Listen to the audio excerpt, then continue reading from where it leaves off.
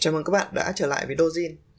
The Man in Attic là một bộ phim tâm lý kịch tính năm 1995 do Graham Campbell đạo diễn, dựa trên một câu chuyện có thật đầy căng thẳng, ly kỳ và gây sốc. Bộ phim xoay quanh mối quan hệ đầy éo le giữa Virginia, một người phụ nữ lớn tuổi, và Chris, tình nhân trẻ của cô. Điều đáng chú ý là Virginia giấu Chris trong gác xép suốt nhiều năm trời mà chồng cô, Joseph, hoàn toàn không hề hay biết. Phim có sự tham gia của các diễn viên Anne Archer, Len Cariou, Neil Patrick Harris, và sau đây là nội dung cốt truyện của bộ phim. Bộ phim bắt đầu khi Virginia, một người phụ nữ trung niên sống cùng chồng là Joseph trong một ngôi nhà khá lớn, gặp Chris, một chàng trai trẻ tuổi. Sức hấp dẫn của Chris khiến Virginia không cưỡng lại được, và họ nhanh chóng rơi vào một mối tình vụng trộm. Tuy nhiên, thay vì chấm dứt mối quan hệ hay đưa nó ra ánh sáng, Virginia quyết định thực hiện một kế hoạch táo bạo và đầy nguy hiểm, giấu Chris trên tầng gác mái của ngôi nhà, muốn giữ Chris cho riêng mình. Virginia cảm nhận rằng giữ Chris trên gác xép là cách duy nhất để bảo vệ tình yêu của mình, bất chấp sự ngột ngạt mà điều đó có thể gây ra cho cả hai. Điều này đồng nghĩa với việc Chris sống trong bóng tối, cô lập với thế giới bên ngoài, và chỉ duy trì liên lạc với Virginia mỗi khi Joseph vắng mặt hoặc khi có cơ hội. Virginia lén lút lên gác mái để gặp Chris, cung cấp đồ ăn và giữ cho mối quan hệ của họ được tiếp tục. Trong thời gian trôi qua, sự sắp đặt này trở thành một thử thách lớn. Chris dần cảm thấy ngột ngạt và bức bối khi phải sống trong không gian hạn chế, thiếu thốn tự do và không thể tự quyết định cuộc sống của mình. Anh dần trở nên khó chịu, đôi khi hoài nghi về tình cảm của Virginia và đặt câu hỏi liệu bà có thực sự yêu anh hay chỉ muốn chiếm hữu anh. Về phần Virginia, sự mạo hiểm trong việc duy trì bí mật ngày càng lớn. Cô phải cân bằng giữa vai trò một người vợ hết mực yêu thương chồng và một người phụ nữ đang sống trong tình yêu cuồng nhiệt với một chàng trai trẻ. Áp lực tâm lý bắt đầu đè nặng lên Virginia khi cô phải che đậy sự thật mỗi ngày.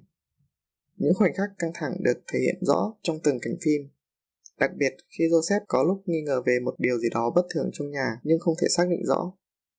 Cuối cùng, khi mọi thứ vượt ngoài tầm kiểm soát, mối quan hệ giữa Virginia và Chris cũng bắt đầu rạn nứt.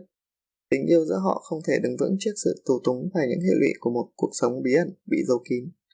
Đỉnh điểm của bộ phim là lúc bí mật bị phơi bày, tạo ra một cú sốc lớn cho Joseph và dẫn đến những hậu quả không thể cứu vãn. Mối quan hệ giữa Virginia và Chris trong bộ phim là một sự kết hợp phức tạp của tình yêu, lòng đam mê và sự chiếm hữu với nhiều tầng lớp tâm lý sâu sắc.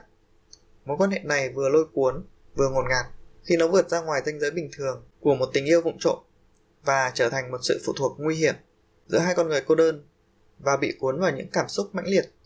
Virginia là một phụ nữ trung niên, đã chán nản trong cuộc hôn nhân, có lẽ do sự thiếu quan tâm hoặc kết nối tình cảm từ chồng mình, Joseph. Khi gặp Chris, một chàng trai trẻ tuổi, cô bị lôi cuốn bởi sự trẻ trung và năng động của anh. Chris không chỉ mang lại cho Virginia cảm giác mới lạ và say mê, mà còn đáp ứng nhu cầu được yêu thương và quan tâm mà cô đã thiếu. Tuy nhiên, thay vì xem Chris như một người tình, Virginia dường như coi anh là một bí mật quý báu, một phần cuộc sống mà cô hoàn toàn kiểm soát. Hành động giấu Chris trong gác xép là biểu hiện của sự chiếm hữu và khao khát sở hữu. Điều này cho thấy sự bất an của cô về tình yêu, nỗi sợ hãi rằng Chris có thể bỏ mình nếu anh có được tự do. Chris, từ một người trẻ trung và tự do, nhanh chóng bị cuốn vào cuộc sống tù túng trên gác xép. Anh bước vào mối quan hệ với Virginia, có thể vì đam mê và sự hấp dẫn, nhưng dần dần nhận ra sự khép kín và cô lập mà Virginia áp đặt lên mình. Ban đầu anh chấp nhận sự sắp xếp này, có vẻ vì anh tin tưởng vào tình yêu của Virginia, hoặc do chưa nhận thức được cái giá phải trả cho mối quan hệ khi bị giấu kín này. Tuy nhiên, khi thời gian trôi qua, Chris bắt đầu cảm thấy mất đi sự tự do của mình và sống trong sự cô lập cực độ. Sự bức bối và ngột ngạt tăng lên khi anh phải đối diện với việc không có quyền quyết định cuộc sống của mình. Những nghi ngờ về tình cảm của Virginia, liệu cô có thực sự yêu anh hay chỉ muốn chiếm giữ anh như một vật sở hữu, càng khiến anh thêm bối rối. Điều này dẫn đến những xung đột nội tâm trong Chris, và sự rạn nứt trong mối quan hệ của họ là điều khó tránh khỏi. Mối quan hệ giữa Virginia và Chris là một hình thức phụ thuộc lẫn nhau độc hại.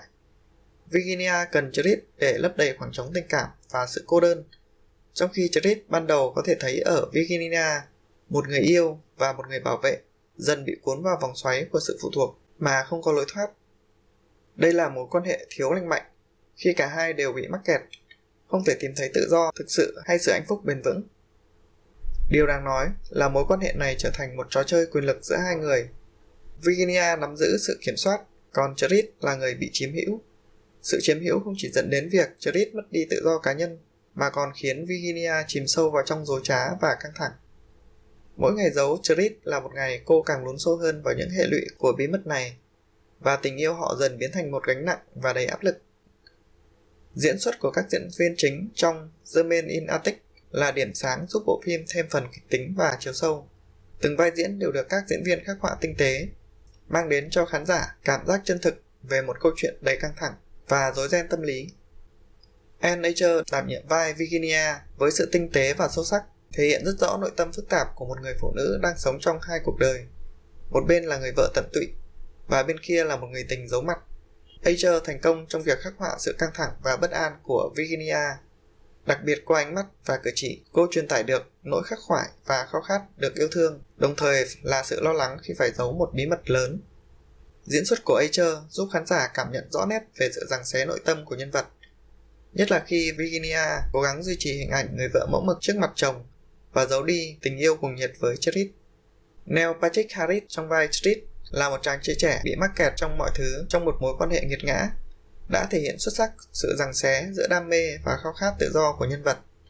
Harris không chỉ làm nổi bật nỗi tuyệt vọng của Chris mà còn giúp khán giả cảm nhận được sự bế tắc khi anh bị buộc phải lựa chọn giữa tình yêu và bản thân.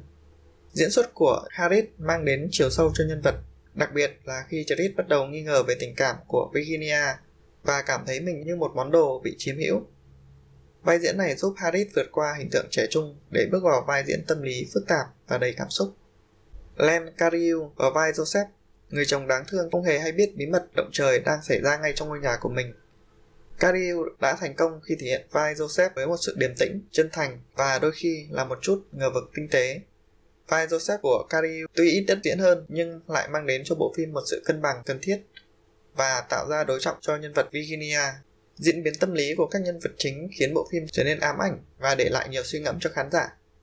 Bộ phim là một lời cảnh tỉnh về cái giá phải trả khi con người cố gắng che giấu sự thật, đặc biệt là khi tình yêu và đam mê trở thành mù quáng. Ok, cảm ơn các bạn đã theo dõi.